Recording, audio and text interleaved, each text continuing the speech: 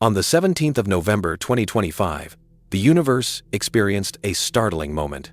It began with a subtle trace on the feet of a telescope, a moving point of light, so intensely bright that it overwhelmed the detectors at Chile's Serop Paranal Observatory. Within just a few hours, observatories around the globe verified the event, a colossal light source entering the inner solar system from the depths of interstellar space. It would soon monopolize every scientific discussion and news broadcast, known as C2025R2, or simply SWAN. Initially, astronomers believed they were observing yet another long-period comet, a relic of the Oort cloud's icy periphery. However, their readings proved otherwise.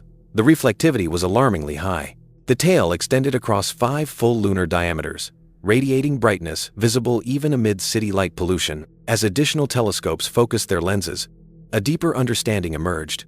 This entity wasn't behaving as any comet previously catalogued. Spectral analysis indicated metallic peaks, with strong signals from nickel, cobalt, and chromium elements typically found in aerospace-grade alloys designed for heat resistance. No known comet possesses such a combination. The data hinted at something more substantial than dust or ice. There were signs of structure, a coherent, reflective design. Then came the revelation that left all observatories on Earth in stunned silence. SWAN had company. From the opposite side of the sky, another visitor approached. Smaller and less luminous, but already notorious, was the 3E Atlas, the third confirmed interstellar object following Oumuamua and Borisov. Both celestial bodies, arriving from vastly different areas of the galaxy, were on trajectory paths that would lead them into the same orbital corridor near the Sun. Their perihelia, the points where they would come closest to the Sun, were set to occur within 3 days of one another. 2 interstellar anomalies, entering our system in eerily synchronized motion. The chances of this occurrence happening by mere luck are astronomically low, approximately 1 in 100 million. Yet it was indeed happening. Analysts from NASA's JPL conducted orbital simulations, and the vectors aligned unnaturally, failing to correlate with random galactic drift. SWAN approached from Aquarius, while Atlas came from Sagittarius, 2 directions that were 90 degrees apart, yet both veered toward the same corridor, intersecting the inner solar system almost simultaneously. It resembled 2 ships arriving at a port strictly according to schedule, synchronized by gravitational forces. For weeks, this data dominated every astrophysical channel. The size of the object was staggering, with estimates placing SWAN's nucleus at over 30 kilometers in diameter, considerably larger than typical comets. Its albedo, a measure of brightness, was nearly 3 times that of natural ice, indicating either an atypical metallic composition or an active surface, a mechanism sustaining its reflectivity despite the Sun's heat. As it drew nearer, SWAN's behavior became increasingly peculiar. Rather than breaking apart or shedding material, it retained its form while its tail began to pulsate. Every 43 seconds, a rhythmic burst of light swept across it, detectable in not just visible wavelengths, but also in the ultraviolet and radio spectrums. It was as though the tail was alive, contracting and releasing energy with perfect timing. Researchers and laboratories worldwide began to calculate the energy needed to create those pulses. The figures were mind-boggling, outputs exceeding 10,000 gigawatts, surpassing the entire electrical consumption of mankind.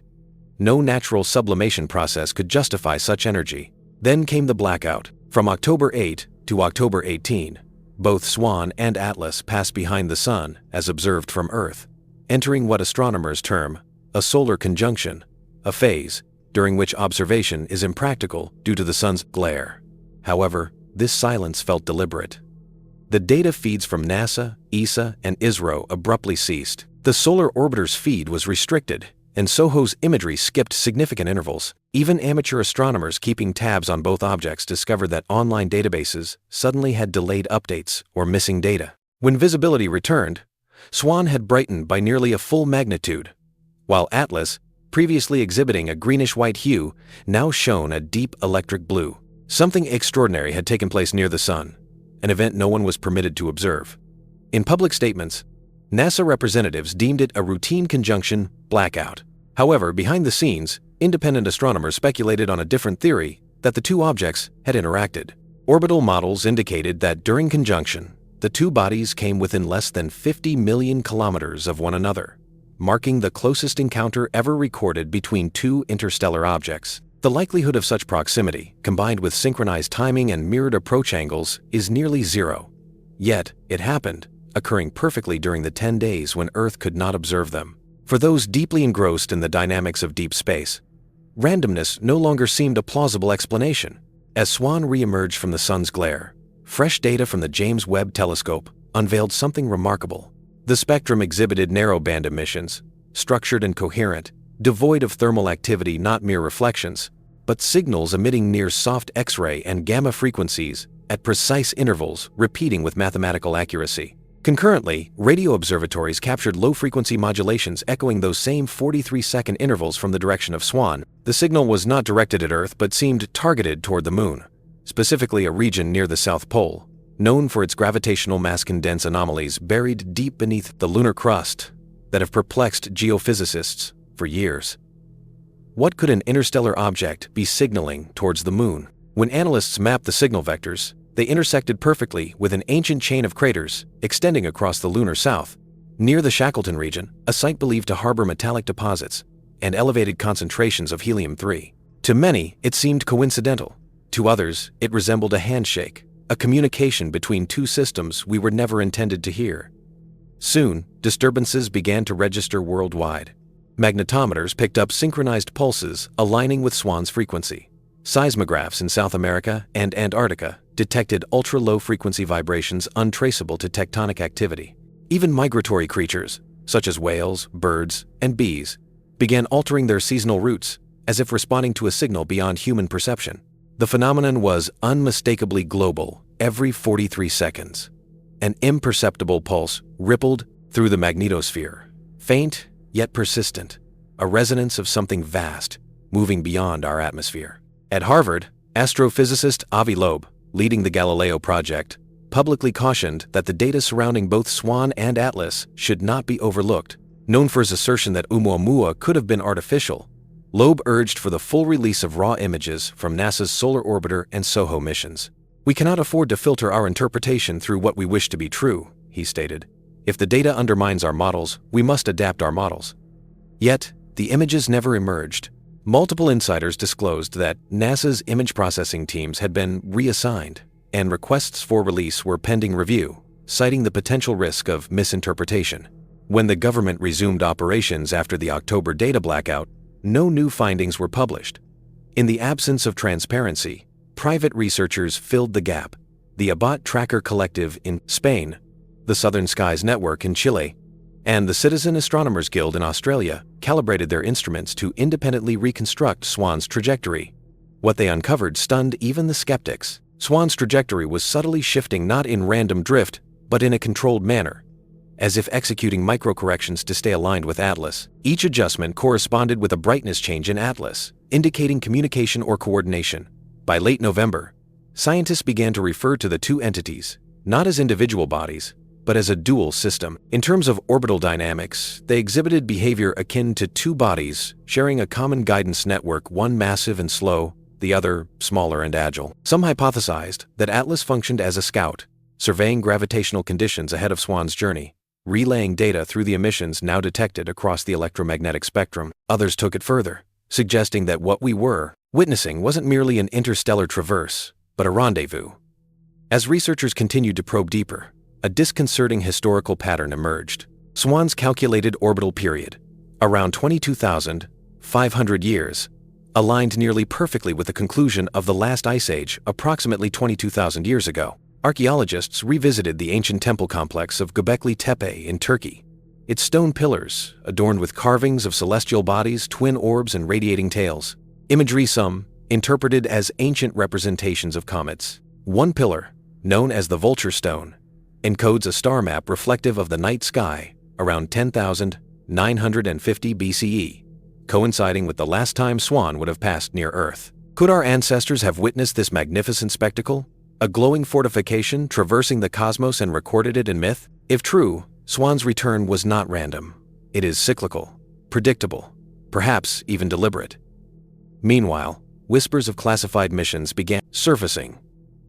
An unnamed, unrecognized probe was reportedly launched from a private orbital platform during the blackout period, tasked with approaching Swan and conducting spectroscopic scans up close.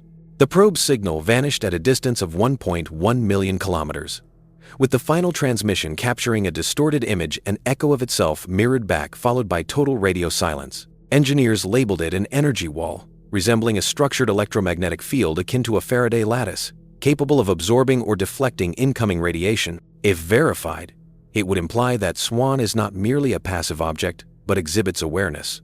Then came another peculiarity. During SWAN's brightest pulse, both Voyager spacecraft 20 billion kilometers from Earth simultaneously dispatched brief, unscheduled data bursts. They were identical, structured, and undeciphered, leading analysts to believe they were triggered automatically by an external signal. Some dismissed it as coincidence, while others saw clear coordination. By December, the narrative was shifting from simple curiosity to caution. NASA's Deep Space Network imposed temporary restrictions on bandwidth for frequencies overlapping SWAN's emissions, and the ESA's Solar Orbiter team indefinitely postponed the release of their data. Officially, they cited instrument calibration issues, but leaked internal memos later revealed a more revealing directive. Do not amplify signal anomalies associated with C2025R2. Abstain from speculative interpretations. The blackout had morphed into a matter of policy. While agencies grew silent, independent networks became increasingly vocal. Through encrypted channels, citizen scientists compared magnetometer readings, charted pulse intervals, and reconstructed emission spectrograms from fragmented public radio data. What they uncovered was unmistakable: an intricate pattern of harmonic ratios: 3, 2, 5, 3, 9, 4. Precise mathematical relationships that do not naturally emerge from thermal processes. It appeared as rhythm structured like a code. Suddenly, the designation fortress took on a meaning beyond metaphor. In the backdrop, 3 Atlas continued to pulse smaller and fainter but perfectly synchronized. Its blue spectral emissions heightened, matching SWAN's intervals with precision. 2 anomalies thousands of kilometers apart, communicating across the void in the same language. Then came the most chilling revelation yet. Spectroscopic data from the web uncovered that the outer halo of SWAN contained not random dust, but organized organic molecules, complex hydrocarbons aligned in structured chains, repeating their pattern over extensive distances. These were not haphazard prebiotic mixtures. They appeared engineered polyaromatic hydrocarbons, the foundations of life, assembled in uniform crystalline arrays. To biochemists, this arrangement suggested less randomness and more intent, the hallmark of a carrier. It raised a disturbing consideration. What if SWAN is not merely a vessel, but a seed ship, an entity designed to distribute life across galaxies, a construct for panspermia created rather than born? If this theory holds true, then 3 Atlas may not be random either. It could serve as an autonomous scout, evaluating planetary conditions and transmitting confirmation signals back to the ship that follows a lock and a key, a drone, and a mothership. This perspective explains much: the synchronized arrivals, the rhythmic pulses, the controlled energy output, and the blackout window when both entities vanish near the sun. However, one question lingers. Why now? After millions of years of silence, why would such a system emerge precisely as humanity developed the instruments capable of detecting it? Perhaps this is the crux of the matter. The physicist John Wheeler once articulated, "No phenomenon is a real phenomenon until it is an observed phenomenon. The act of observation alters the universe." Perhaps this is precisely what transpired upon attaining the ability to perceive them. They activated. By early 2026, SWAN began to dim, retreating beyond Mars's orbit. Its brilliance waned, yet its rhythmic pulse never ceased. The 43-second beat continued, weaker, but still detectable.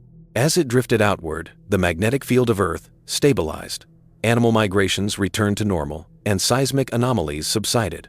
Yet, one echo persisted.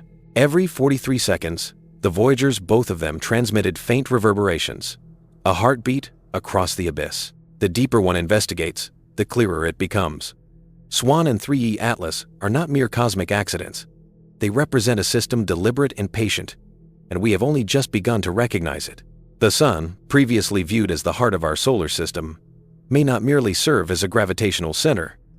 It could function as a meeting point, an interstellar relay, a hub in a network far older than we can comprehend. If this is indeed the case, the question shifts from whether humanity will make contact to whether we already have, and whether the signal was not something we received, but rather something we emitted simply through our observation. Because at times, the act of observing can be the very catalyst.